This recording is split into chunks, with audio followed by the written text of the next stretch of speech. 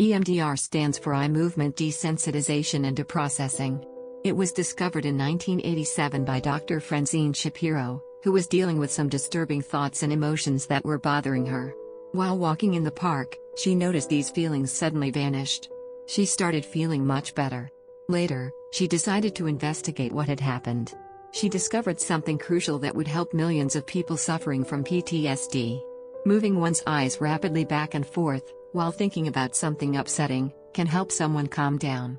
This allows them to process the thoughts and feelings they're dealing with. This was the start of EMDR treatment, designed to alleviate the anguish associated with traumatic memories. While going through eye movement desensitization and reprocessing therapy, patients are told to evoke the distressing memory, while doing bilateral stimulation, such as moving their eyes, left to right, or performing a task like tapping either side of the body. Not everyone who is sexually assaulted, or experiences some other form of trauma, develops PTSD. It can be pretty hard to determine the onset of PTSD, since the symptoms generally appear within 3 months after the event takes place, but they sometimes take longer to emerge. Some people go through a traumatic event and manage to process it without ever suffering PTSD in any way, shape or form. Last December, a guy in my group of friends, Pete, committed suicide by jumping in front of a train. He was not one of my closest friends, but I was shocked to hear the news, seeing as he lived in practically the same neighborhood as me, and I ran into him all the time.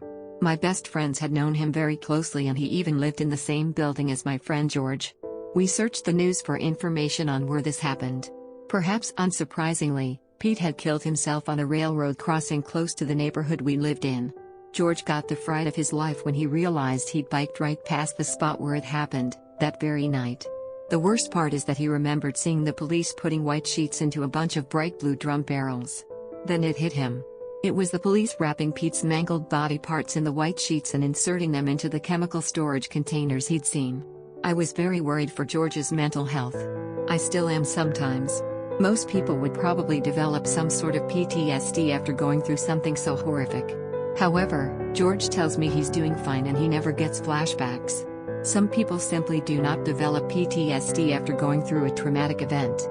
This may be because they unknowingly go through EMDR. That is, they calm themselves down by going for a walk, while pondering a traumatic event. I'm under the impression that most people, on a subconscious level, know that bilateral stimulation helps them calm down. It's very common for people to feel they need to go for a walk, or a run, when something upsetting has happened to them that they have to process.